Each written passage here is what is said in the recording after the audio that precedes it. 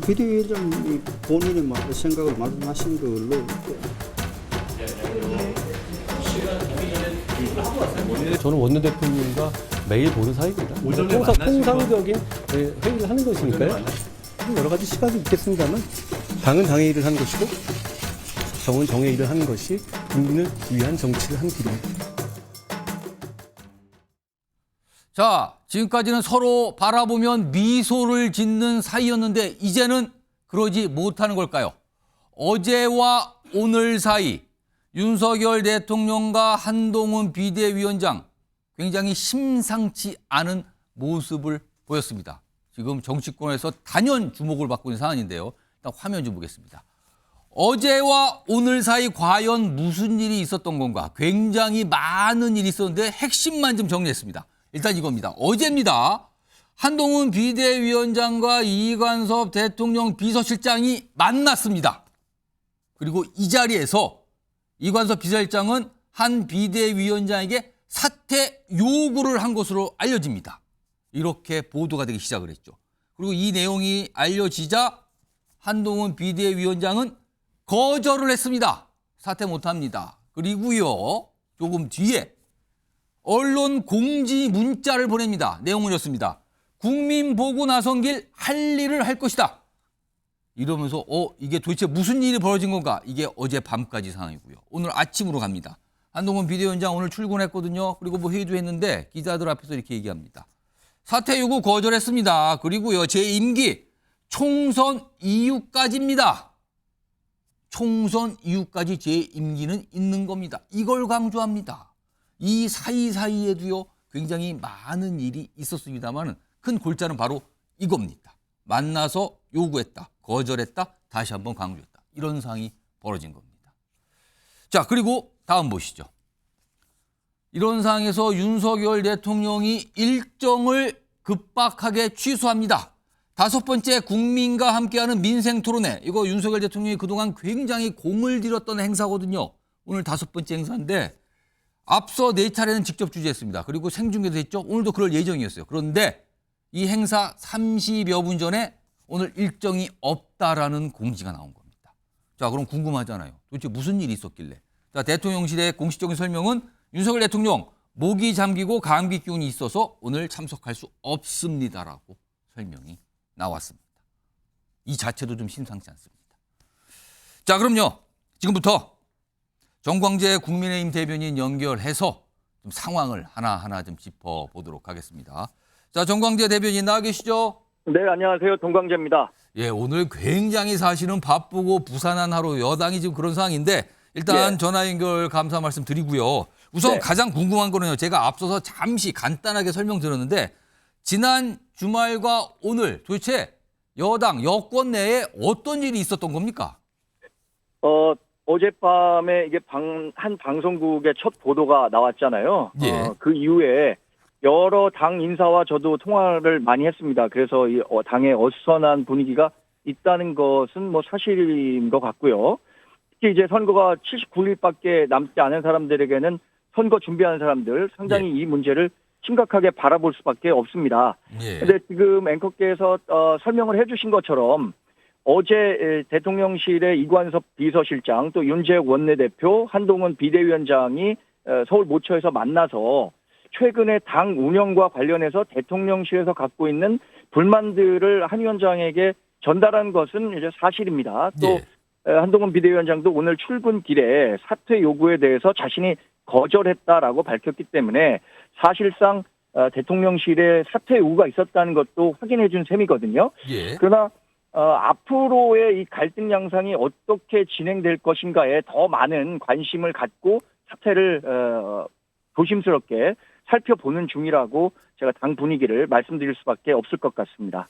자, 대통령실이 이제 불만을 가졌다. 이거는 또 확인이 됐단 말이에요. 그래서 여러 가지 뭐 얘기가 오갔는데 대통령실이 공식적으로는 김경률 비대위원과 관련한 공천의 불공정 가능성 이거를 지적을 한 건데 실제로는 김건희 여사 문제에 대한 그 대응에 불만을 갖고 그런 거 아니냐 이런 얘기가 나오는데 이건 어떻게 된 겁니까? 현실적으로 제가 이 당 대변인이라는 공식 직책을 맡은 상황에서 이게 앵커께서 말씀하신 김건희 여사 문제 때문이다라고 확언해 드리기는 어렵다고 봅니다. 다만 언론의 취재, 뭐 사실과 다르지 않을 거라고 생각하는 분들이 많다는 것은 저도 알고 있고요. 예. 또 당의 여러분들이 같은 맥락에서 이미 얘기를 하고 있기 때문에 제가 뭐 완전히 부인하기는 어려운 상황입니다.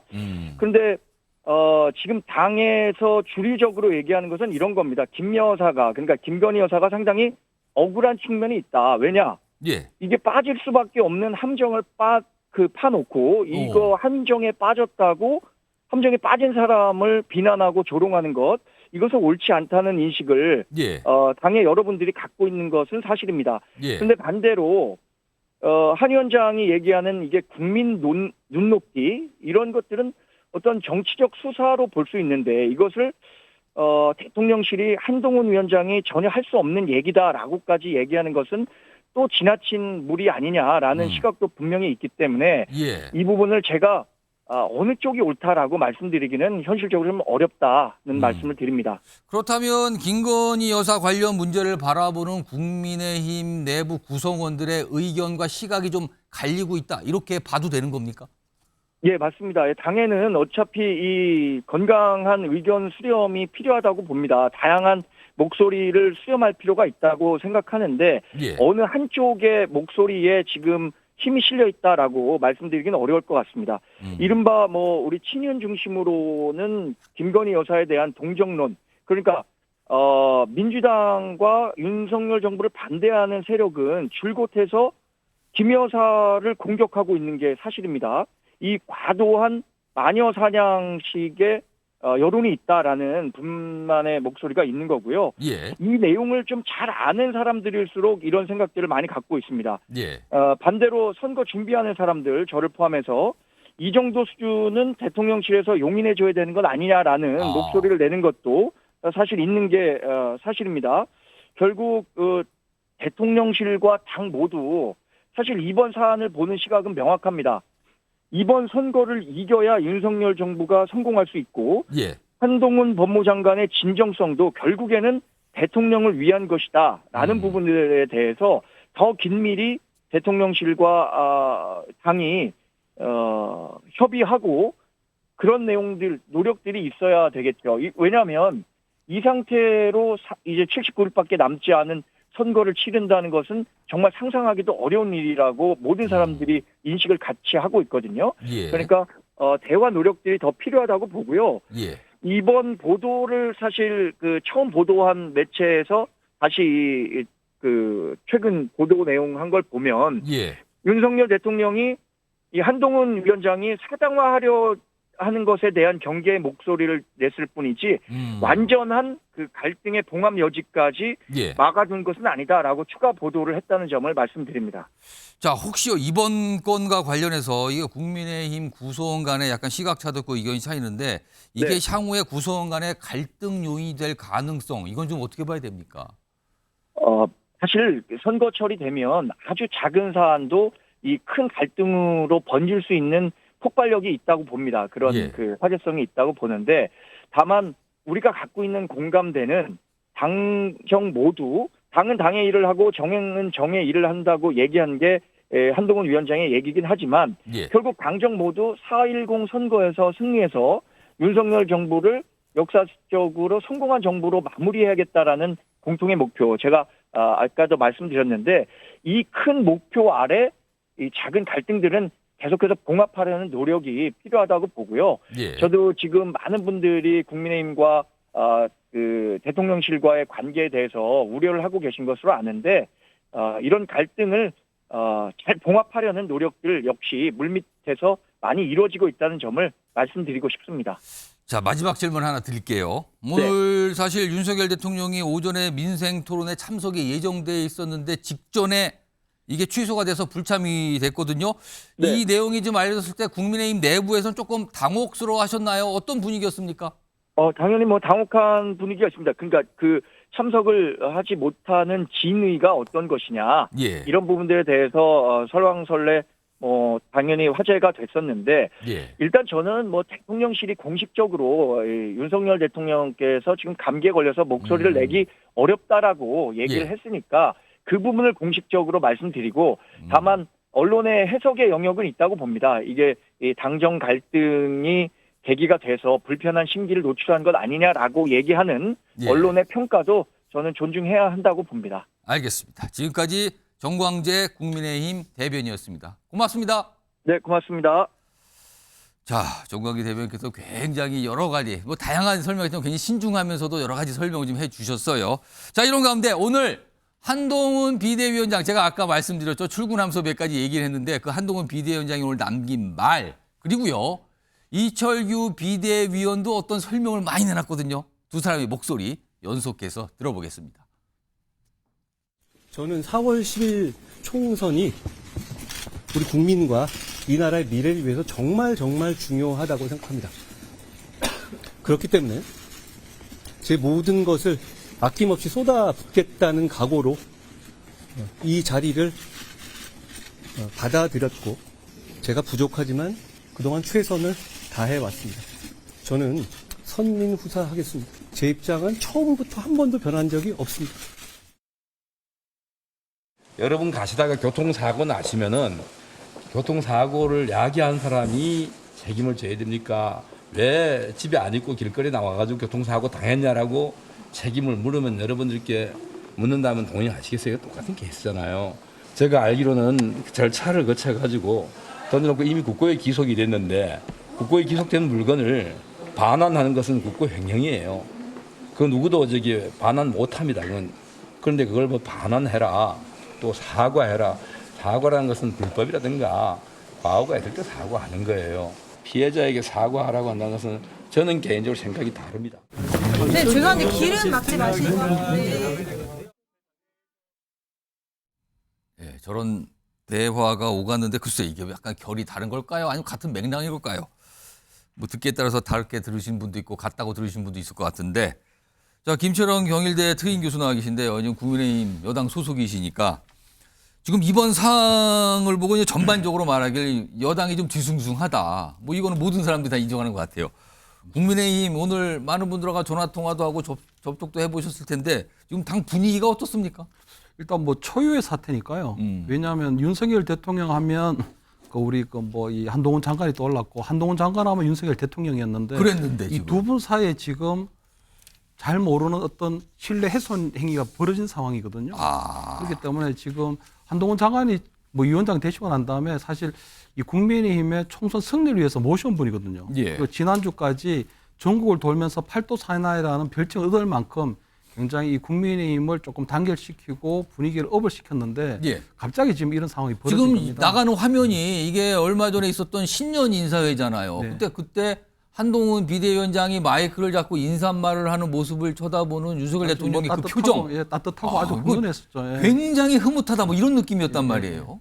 근데 아마 최근에 이제 나온 이야기로는, 최근에 이제 우리 당원 간담회를 할 때 예. 그때 인천 계양을에 가서 원희룡 전 장관을 추천하고 또 마포를 와서 이제 김경률 비대위원을 이번 총선의 후보자인 것처럼 추천했는데, 그게 사실은 뭐 본인이 볼 때 가장 적임자로 추천했을 뿐이지 어차피 공천이라는 과정을 거쳐야 되는 게 맞는 거거든요. 그렇죠. 그러니까 시스템 공천이 혹시 어기는 거 아니냐 한 이런 것들에 대한 비판이 좀 있었는데, 그 지나고 난 다음에 보면 김경일 비대위원이 그 김건희 여사의 명분백 수소와 관련해서 마리 앙뚜아네트에 비유를 합니다.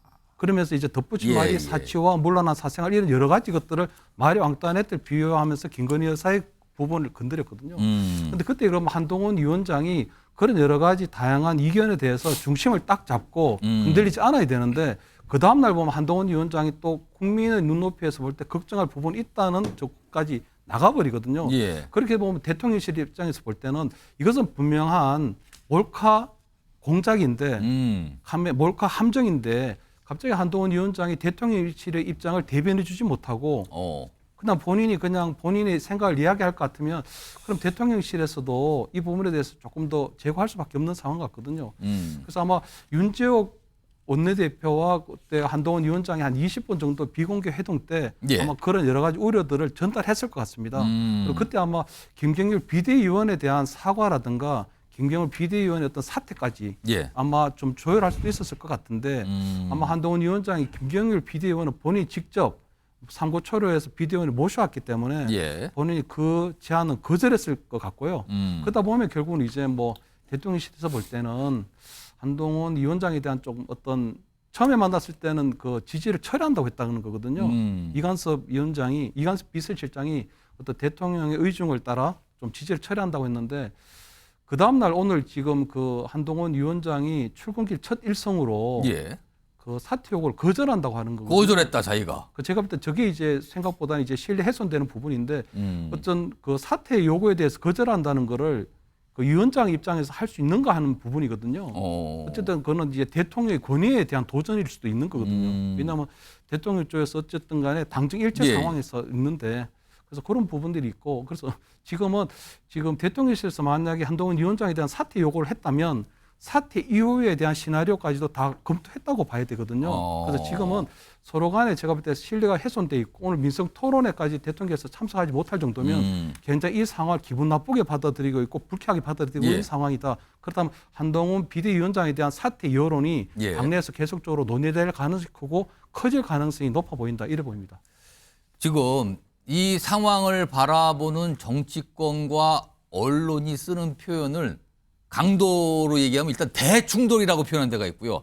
뭐 대충돌까지야. 그냥 갈등 또는 그보다 약하게 신경전 뭐 이렇게 표현들이 좀 다르긴 하지만 뭔가 심상치 않고 뭔가 삐그덕거린다. 이런 느낌은 분명히 주고 있는 상황이거든요. 자, 그렇다면 대통령실 좁혀보면 윤석열 대통령이 결정적으로 어떠한 장면 때문에 강한 불만을 갖게 됐는가. 좀 이게 궁금해지는 지점들이거든요. 지금 정치권에서 말하는 거는 지난 17일과 18일 사이에 있었던 몇 가지 장면 때문에 그런 거 아니냐라고 추정을 하고 있어요. 자, 그 관련된 모습 영상으로 준비했습니다. 보시죠. 마포울에서는 어차피 정청래가 될 거다. 어쩔 수 없다고 합니다. 어쩔 수 없지 않습니다. 우리 국민의 힘의 후보로서 김경률이 나서겠다고 하고 있기 때문입니다. 약속드립니다. 술잔이 식기 전에 돌아오겠습니다. 감사합니다. 당시 마리 앙뚜아네트인가요? 이제 이분의 어떤 사치, 난잡한 사생활 이런 것들이 이제 하나하나 드러나고 감성이 폭발된 것이다. 지금 이게 국민들의 감성을 건드렸다고 보거든요. 그 문제에 대해서 말씀드리면 그 문제는 기본적으로는 함정 몰카이고 그것이 처음부터 계획된 것이 맞습니다. 그렇지만 저는 과정에서 분명히 아쉬운 점이 있고 국민들께서 걱정하실 만한 부분이 있었다고 저도 생각합니다. 정혁준 변호사. 지금 영상에 3가지 장면이 지나갔어요, 지금요. 자, 대통령실을 자극한 건 무엇이 결정적이었다고 보십니까? 제가 봤을 때는 셋 다 조금 문제가 있었을 것 같다. 세 가지 장면이 동시에 작용을 했다고 보십니까? 그런데 그 마포울 그 김경률 이 건 관련해 가지고는요. 예. 한동훈 비대위원장도 그렇고 김경률 비대위원도 그렇고 정치 이제 막 시작한 사람들이잖아요. 예. 그러니까 조금 업된 흥분된 상태가 아니었을까. 왜냐하면 지금 개항에서는 그 민주당의 넘버원이 이재명 대표잖아요. 예. 그런데 개항에서는 원희룡 전 장관이 나서서 한번 해볼 만하다. 그런데 마포 갑에는요.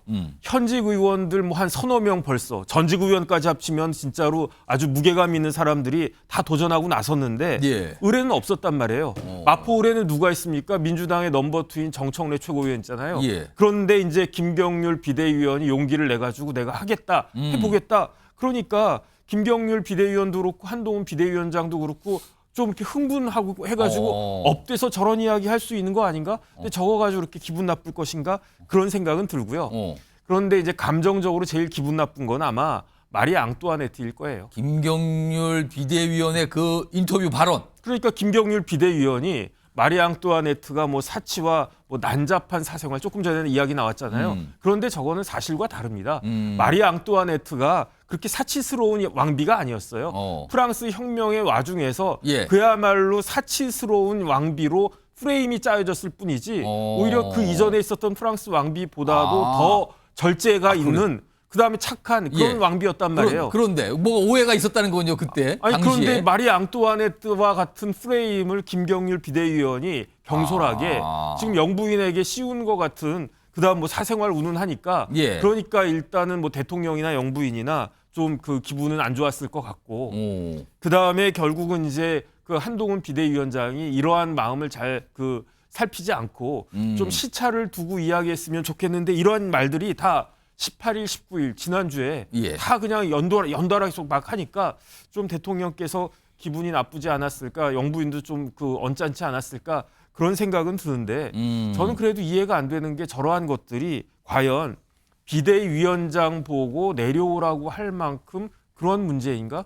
그래가지고 제가 국민의힘 당원을 다시 한번 찾아봤어요. 96조에 비대위 이렇게 쭉 요건이 나와 있는데 비대위원장 임명되는 절차는 있지만 예. 비대위원장 끌어내리는 절차는 하나도 없거든요. 규정 자체가 없습니까? 규정 자체가 없어요. 그래가지고 비대위원장은 비상 상황이 해소될 때까지 비대위원장 하는데 예. 그 기간을 잠정적으로 한 6개월 정도 본다. 6개월. 예. 이런 취지니까 결국 6개월이라고 하면 이번 총선 끝나고 새로운 국회의원들 당선돼가지고 전당대회 할 정도까지 그 비대위원장 한동훈 비대위원장 5월까지는 가는 거네요. 체제로 예. 가다가 어차피 한동훈 비대위원장 뭐 출마한다고 그랬습니까? 그 자기가 헌신은 하겠지만은 승리에 예. 대한 과실은 탐하지 않겠다라고 했으니까 국회의원도 안 될 거 아니겠습니까? 그러면 새롭게 국회의원 되신 분 중에 당대표 넘겨주면은 아주 그냥 깔끔하게 끝날 건데 이런 것들을 이렇게 무리하게 사퇴하라 마라 이렇게 하는 이야기는 예. 제 생각에 그게 대통령의 진정한 뜻인지 아니면 대통령을 보필하고 있는 그 스태프들의 어떻게 보면 좀 오판이나 좀 무리한 그런 것이 어드바이스였는지 예. 그런 것부터가 좀 저는 납득이 되지 않은 측면이 있겠다 싶습니다. 자, 이번에는요. 제3자적 입장에서 김영주 전 민주당 의원. 네. 특히요. 아까 영상 3가지 장면이 나왔는데 그 첫 번째 장면 지난 17일이었어요. 김경률 비대위원을 마포울 후보 뭐 거의 이런 취지로 소개한 게 이게 사실은 그 당시에 논란이 있었어요. 그 반발도 있었고. 그리고 이게 참 지적도 사실 많이 받은 거였거든요. 대통령실에서 이 부분을 사실 문제를 삼았고 뭔가 얘기를 꺼내놨거든요. 근데 이건 사실 지적을 많이 받은 사안은 맞지 않습니까? 네. 뭐 지적을 많이 받은 사안이고 사실 그렇게 얘기하면은 인천시당에서도 마찬가지였어요. 윤영선 후보가 오히려 뭐 마포울의 김성동 후보보다 더 많이 40몇 프로를 받았던 후보가 당협위원장으로 있는데도 불구하고 제가 만약에 그러니까 한동훈 비대위원장이 정치적 경험이 없다는 말로 정리될 수 있는 게 최소한 인천시당 행사였으면 한동훈을 염두에 두고 있다 하더라도 두 분을 다 무대 위에 올려서 같이 손을 올리는 모습은 보여줬어야 돼요.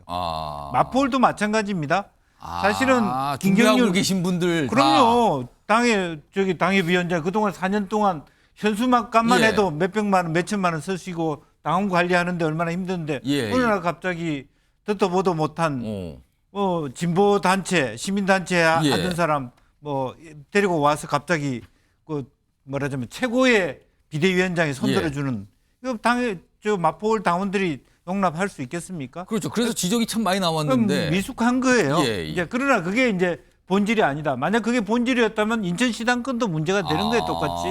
사실은. 예. 이제 핵심적으로는 뭐냐 하면 김경률 비대위원장이 아직도 마치 아까 말씀으로는 사치, 난잡한 사생 이런 거는 진보 유튜브나 하는 얘기예요.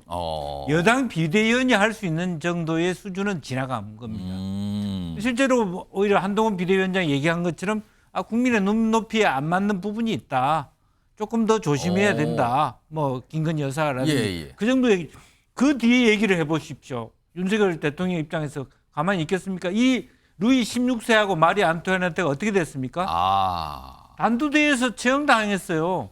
무슨 얘기냐 하면 그 다음 스텝은 뭡니까?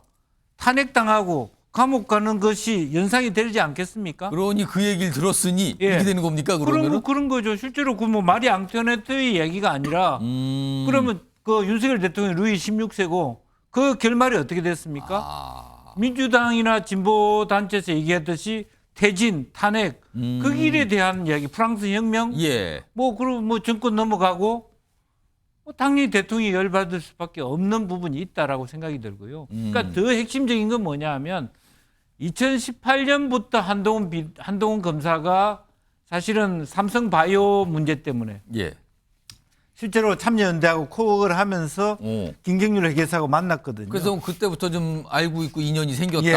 그렇게 알려진단 벌써 말이에요. 5년의 인연이기 때문에 예. 앞으로의 국민의힘 비대위원회가 한동훈과 김경률 체제로 가는 한 갈수록 대통령실과 당의 거리는 멀어질 수밖에 없다라고 하는 판단을 내린 겁니다.